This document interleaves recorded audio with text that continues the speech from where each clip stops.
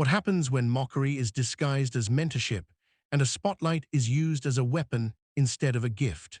Nia Collins stood on the rehearsal stage with her hands clenched at her sides, feeling the weight of dozens of eyes and one famous voice that had already decided she did not belong.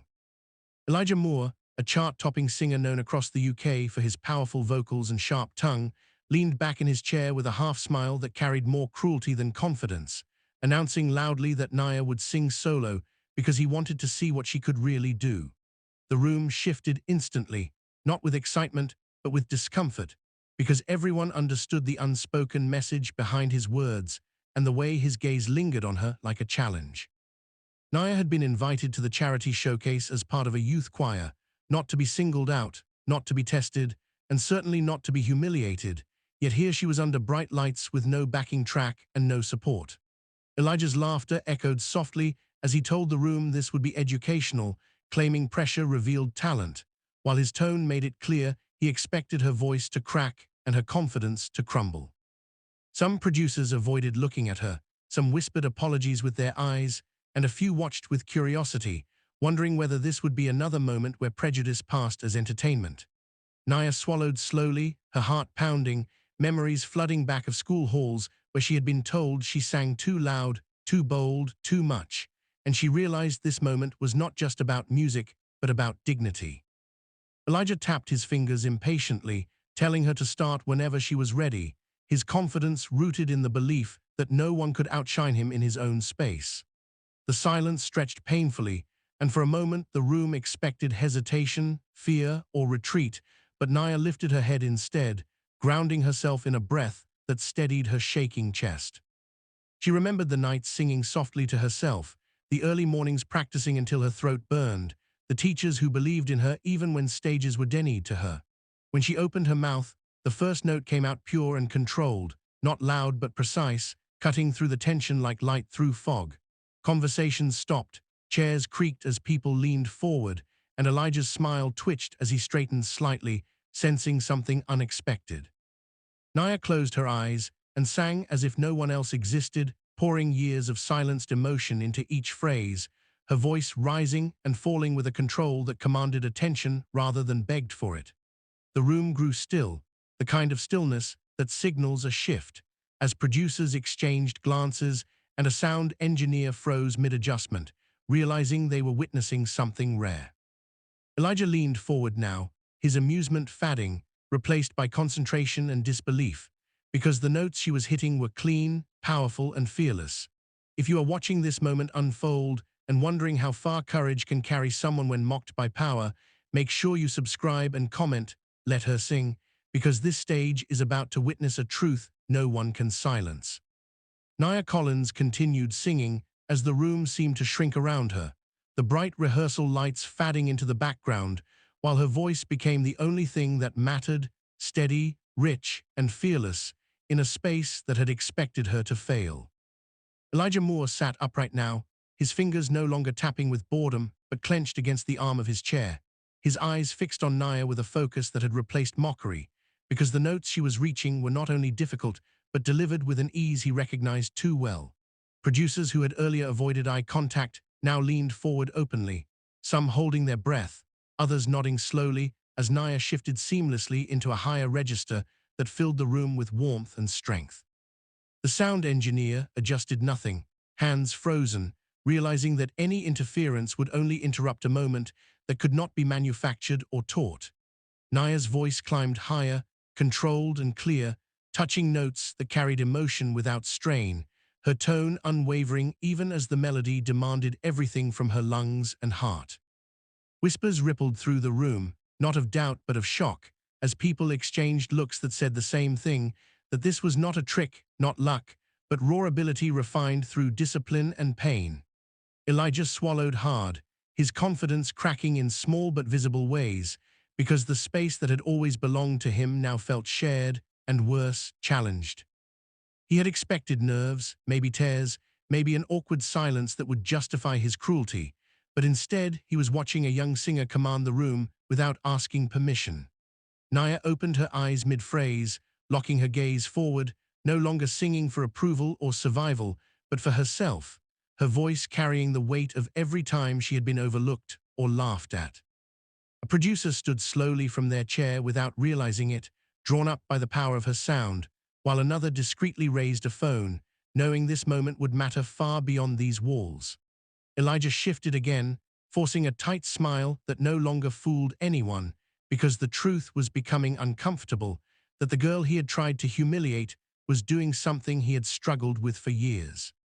Naya held a long sustained note with perfect control, the kind that exposes weakness in anyone who cannot match it, and the room seemed to vibrate with the intensity of her breath and resolve.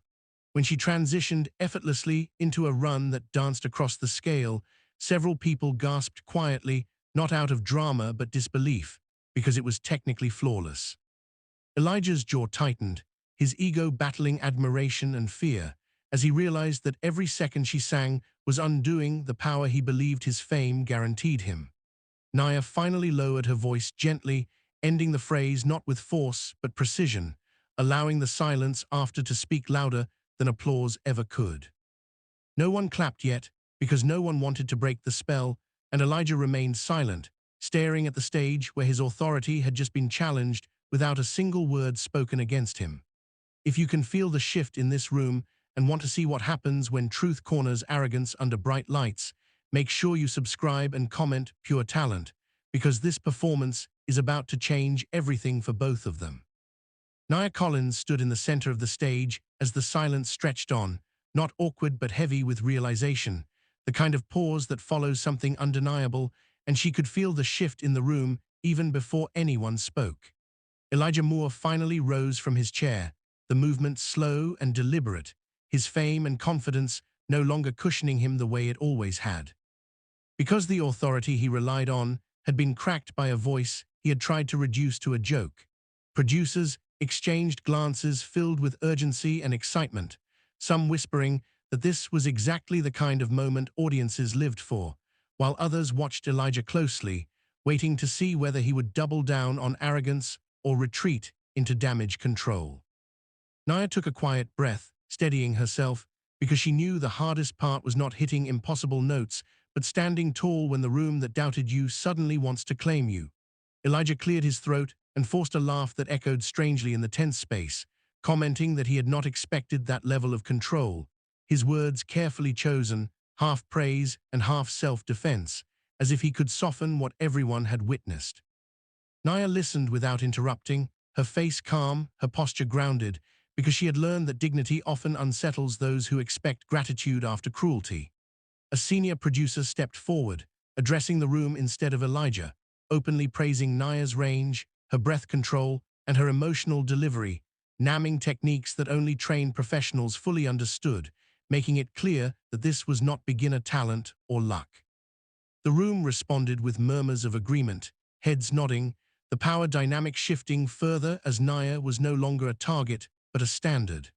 Elijah's expression tightened again as he realized the narrative was no longer his to control, that the spotlight he had weaponized had turned into a mirror reflecting his behavior back at him. Nia was asked to sing again, this time not as a test but as a request, and the difference in tone was impossible to miss, because respect changes the air when it finally arrives. She nodded once and began again, choosing a passage even more demanding, not to prove a point, but to claim space that had been denied to her for too long. Her voice soared with confidence now, richer and freer, filling the room with a sound that felt earned rather than forced, and several people closed their eyes as if trying to absorb every note. Elijah stood still, arms at his sides, watching as Nia reached heights he had avoided in his own performances, not because he lacked fame, but because fear had once limited his growth. When she finished, the applause came instantly and loudly, no longer restrained, breaking through the earlier tension like a release, and Nia felt the weight lift from her chest as recognition finally replaced ridicule. Elijah clapped too, slower than the others, his face pale and thoughtful, because admiration had arrived wrapped in discomfort. If you are still watching and wondering how this moment forces a reckoning that cannot be edited away, make sure you subscribe and comment Truth on Stage, because the final chapter delivers a resolution that turns mockery into a lesson no one in that room will forget. Nia Collins stood quietly as the applause faded, her chest rising and falling with controlled breaths, because she understood that this moment was not just about sound, but about what had shifted permanently in that room.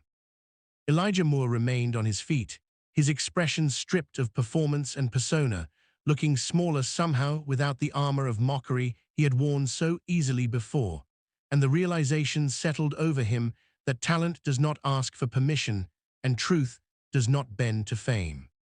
A producer stepped forward and announced that Naya would be invited back, not as part of a choir, not as a background voice, but as a featured performer, and the room responded with genuine approval that felt different from polite praise because it was earned in front of witnesses. Naya nodded with quiet gratitude, her eyes shining not with tears but with resolve, because she had learned that moments like this are built from endurance and self-belief rather than applause.